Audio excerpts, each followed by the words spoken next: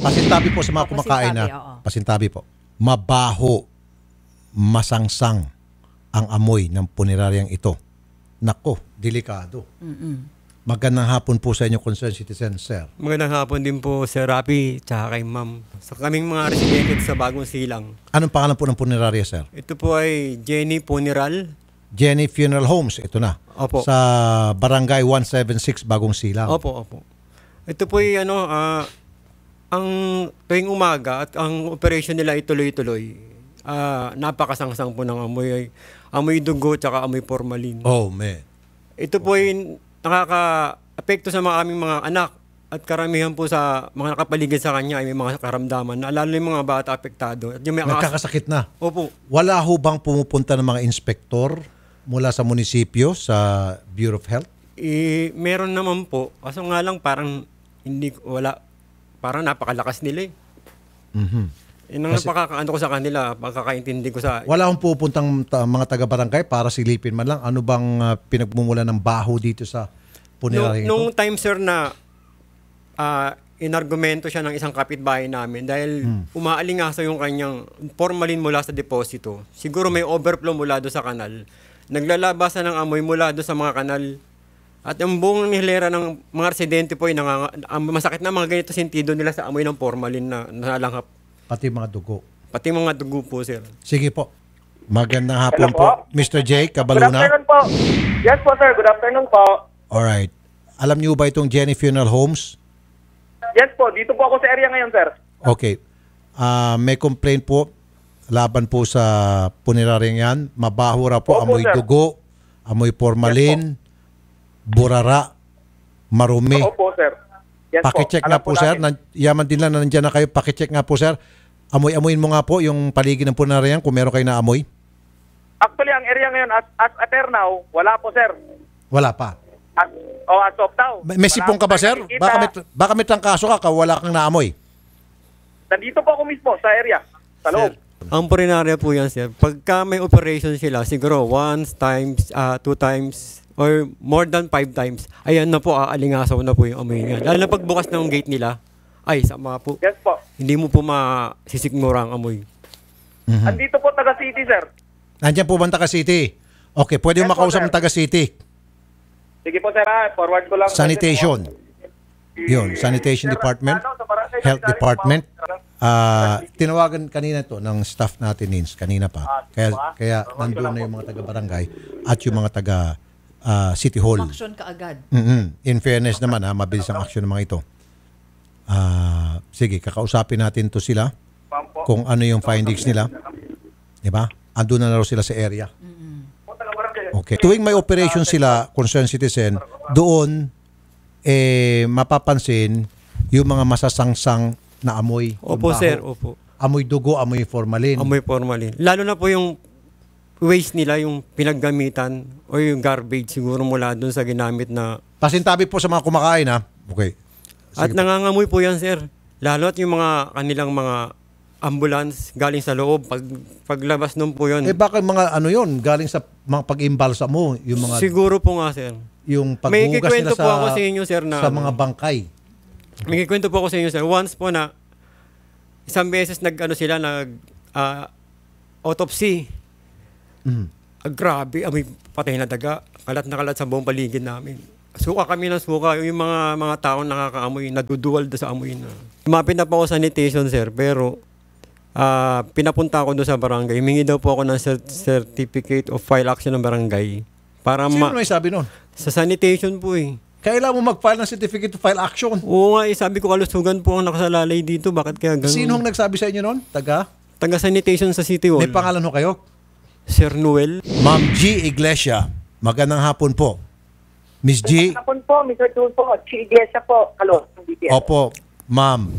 Ang reklamo po laban sa Jenny Funeral Homes, mabaho Opo, raw nandito po. po ako ngayon. Oo. Amoy, yung dugo, yung formalin, at saka yung mga dumiho siguro na pinaghugasan po ng mga bangkay, sumisingaw daw po at nagkakasakit yung mga tao, nakakasuka daw po. Opo. Actually, meron pong 2 cadaver Okay. sa likod. Okay. And I'm writing the inspection slip there. Okay. But it is confirmed that it has an obnoxious smell. Obnoxious. So, ibig sabihin mabaho talaga.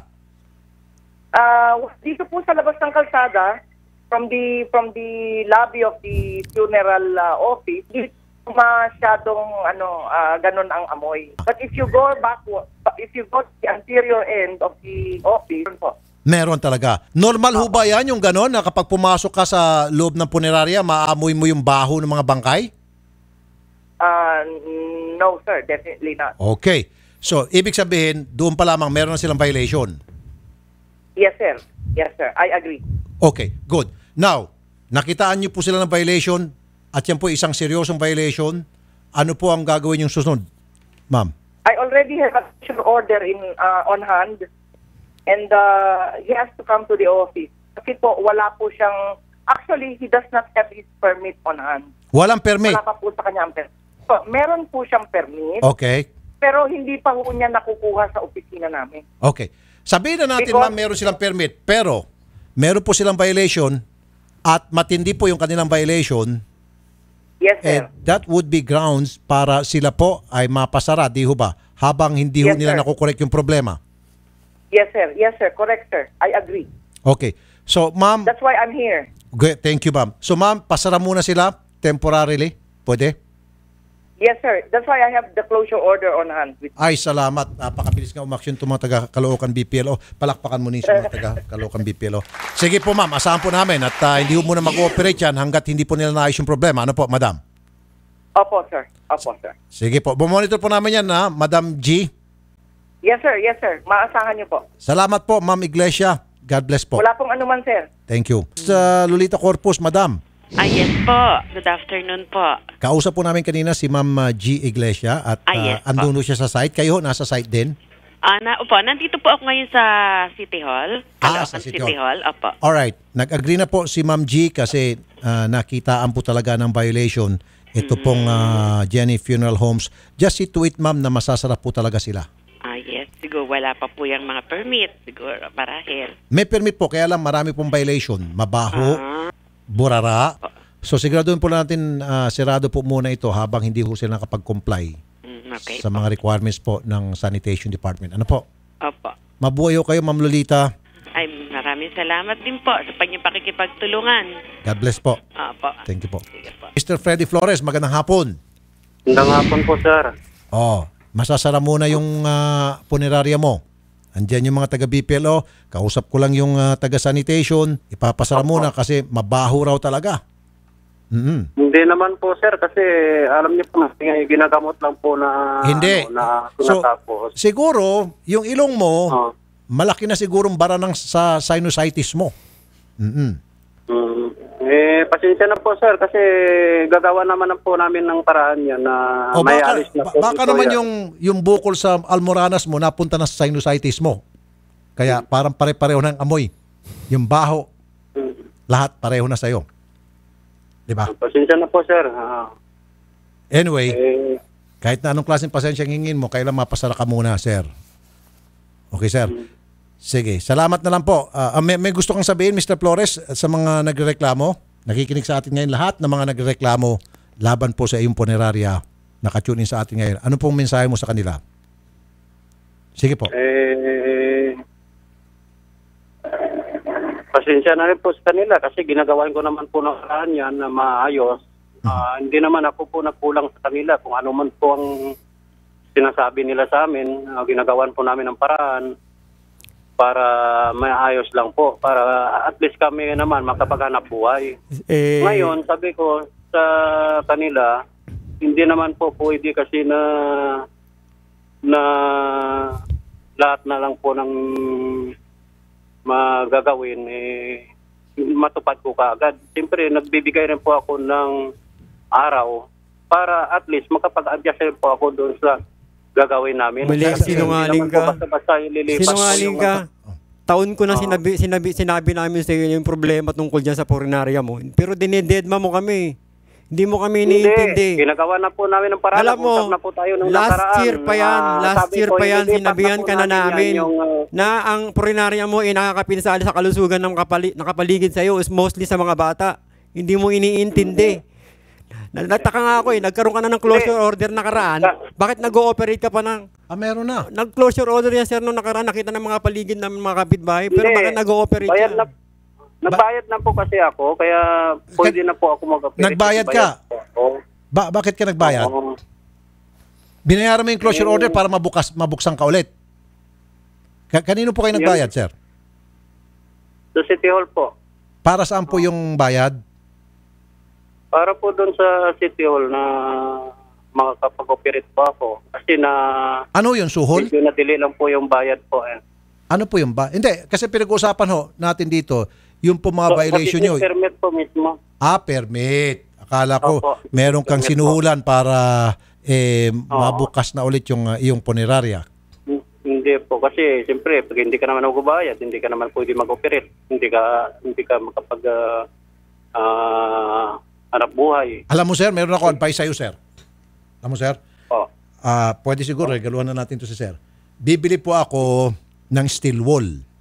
Steel wool nyo po yung sinusitis ninyo para malinis po at maging okay na po ang pangamoy nyo. Bibili ako yung pambomba sa kubeta, sir, para maalis yung bara. Bobombahin ko yung ilong nyo para masipsip po yung barata, maamoy nyo na po yung mga nasa paligid nyo. Ano po, Sir Freddy? Dinadaan ko na lang po sa biro. Kaysa naman, sir, pareho tayong kami niya dito at atakin po sa high blood sa sobrang galit po sa inyo. Kasi nga po, sabi ni Sir Concerned Citizen, nagkakasakit na raw po yung mga taong nasa paligid po ninyo, yung mga bahay-bahayan, yung mga tao dyan, nagkakasakit na po dahil nga po sa sobrang baho. At kinumpirma po yan ng BPLO na may violation daw po talaga kayo. Mabaho nga po talaga. Obnoxious. Sabi pa nga po ni Ma'am G. Iglesia. Okay, sir? Salamat po, Mr. Freddy Flores. Pagtanggap namin tawag, magandang hapon po, Sir Freddy. Okay, Concerned Citizen, sarado na po ito. Ngayon po mismo. Pakimonitor lang po, magtulungan tayo. Pakimonitor lang para masiguro na talagang sarado to. At hindi ito magbubukas hanggat hindi naayos yung problema doon. Opo, salamat po, sir. Sir Rapi, maraming salamat. Yes, salamat po sa pagpunta dito sa amin. Idol ka talaga. Yes, sir. Salamat po. God bless po. Salamat po.